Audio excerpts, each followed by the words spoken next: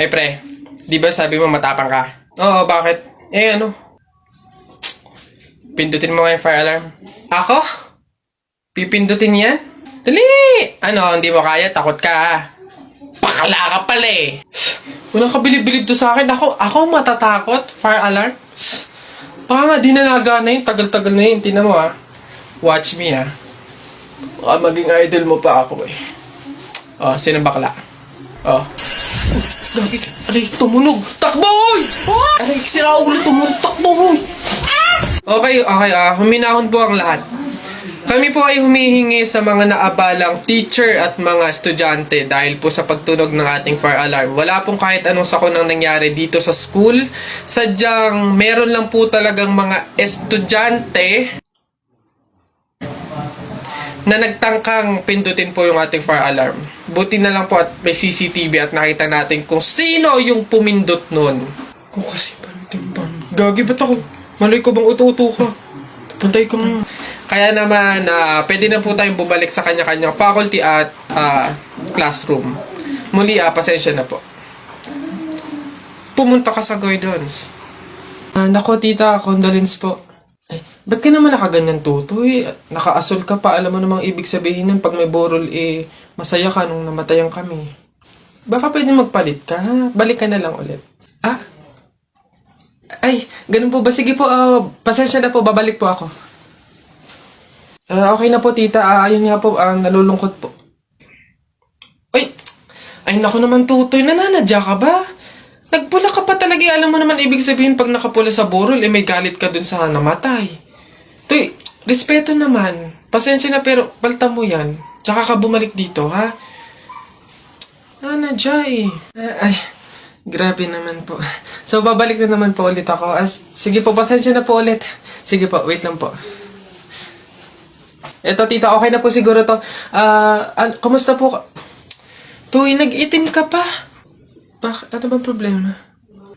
Yung itim to, sa libing pa yan.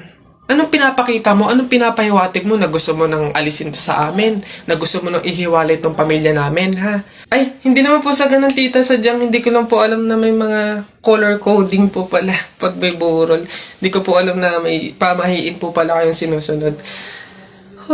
Sige po, balik na lang po ulit ako. Sure na po, totoo na po. Sige po.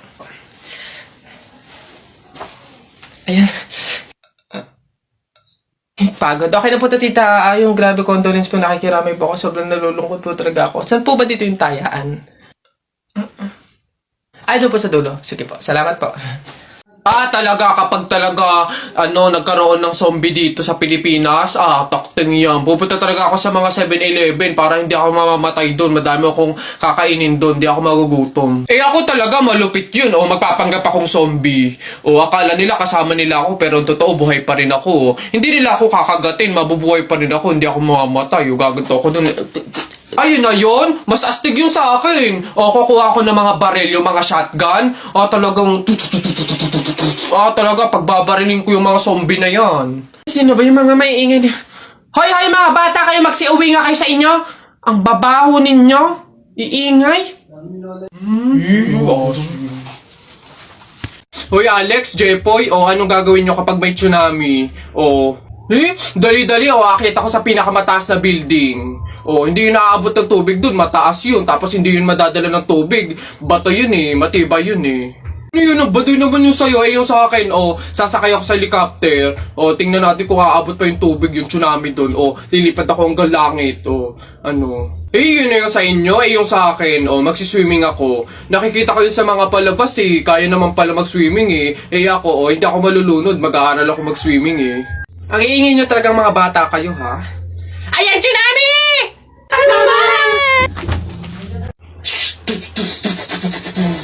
Tapol! Hoy, Jepoy, tara, bari na tayo. May bago na akong pellet, Maganda to, bili to ni Papa, ba't yan binili mo? Ang liit-liit naman yan. Di na naman uso yung mga pellet na ganyang maliliit, Yung sa akin, mahaba. Isang ganun agad, tapol agad. Yung sa'yo mukhang mahina, Yan ata yung nangangain ng bala. Duwag ka lang. Takot. Tara, magsuot ka na ng mga shield mo. Tapol! Hoy, tumigil-tigil nga kayo sa barilan nyo pag kayo nakamat at naka-hospital pa kayo, sinasabi ko sa inyo. Oh, ba't ganyan mga itsura nyo? Eh kasi naman tayo natalo kami ng Jepoy na yun sa flip-top eh. Bata-bata, yabang-yabang eh. Diyos naman, natalo kayong dalawa ng isang bata sa flip-top? Hihina naman ng mga anak ko na to. Ako nang tatapos di sa nginunguto-nguto nyo yan, ituro nyo sa akin ng Jepoy na yan. Eto tay. O Totoy, ikaw pala tumalo sa mga anak ko sa flip-top. Hindi naman sa pinapatulang kita dahil bata ka, pero syempre mga anak ko to, kailangan ko ding ipagtanggol. O ngayon, tayo naman maglaban sa flip-top, ano? O sige po, ako naman mauuna ha. O eto, nakita ko nanay mo nasa bintana, pinana ko, laglag ang nana.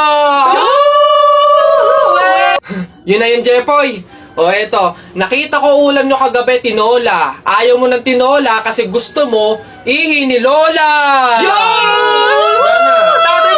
Wala yan o eto. Short mo okay, damit mo okay, ngumiti ka lang na konti, kamukha mo na si Koke. Wala naman pala tong batang to eh. O eto, tingnan natin. Nakita ko tatay mo lumunok ng methamphetamine hydrochloride. Pinasabugan ko ng fireworks composed of strontium carbonate. Lumabas si oxide! Ang daya naman! Bakit parang pang matatalino na yung mga flip-top nyo? Sus, wala ka lang eh. Oh, bilang panghuli, dahil alam kong talo ka na, nakita ko nanay mo sa wish ko lang. Eto ko langot, sa'yo na lang!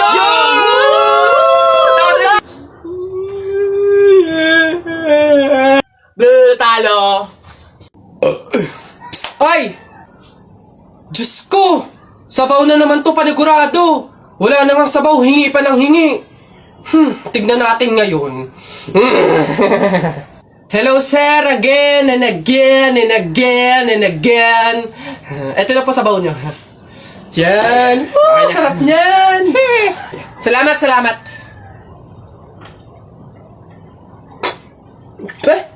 Hoy! Ay sir, bakit? Hoy, ano to? Tubig to, hindi to sabaw. Ay sir, alam ko. Ang usapan kasi, sabaw. Hindi klase ng sabaw. Aba, bastos to. Palitan mo to. Sasabi ko sa'yo, palitan mo to. Ay, wow! Kayo pa tong galit, ha? Eh, malamang ubos na yung sabaw namin. Kakahingi nyo. Pang 100 sabaw lang naman yung hiningi nyo kanina. Kaya naubusan na kami. Kapal naman ito. Buto-buto na nga yung ulam nyong manok. Para lang mapakinabangan nyo yung only rice namin. Kaya ka nagsisabaw ng sisabaw dyan. Ha, ganon. Eh, anong gagawin ko dito? Hindi mo alam yung gagawin mo. Ako alam ko. Isabaw mo yan sa only rice mo. Gawin mong sabaw tubig.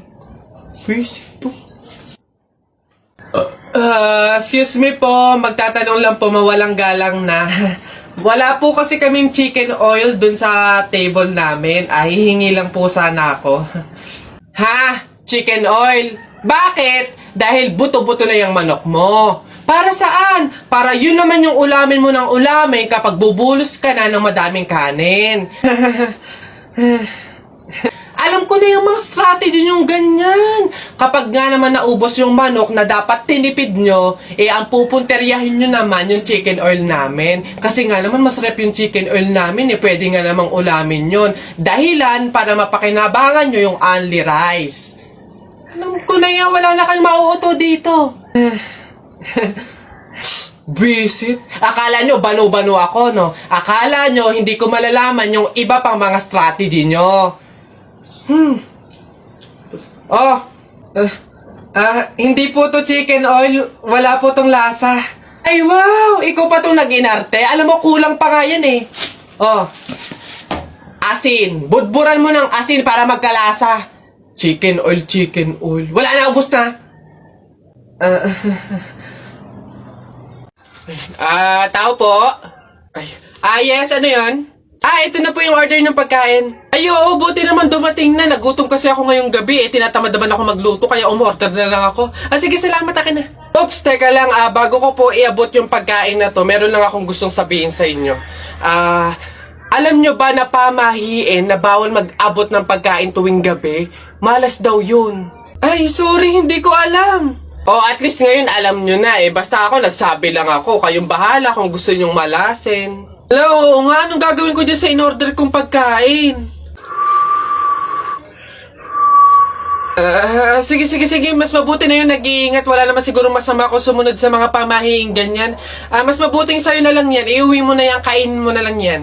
Yun! Ay, joke lang. Hindi. Ano, yan, mabuti yan. Sumusunod sa pamahiin. Ligtas, walang mangyayaring masama. Ayos yan. Yung bayad din nga po pala neto, nasaan? Yan. Una na ako, ma'am. Salamat. Woo! Kapag sinuswerte ka nga naman, nakauto na naman po tayo. Opo, pamahiin is the best! Mga nagpapauto, talaga naman. Mga uto-uto sa pamahiing iya.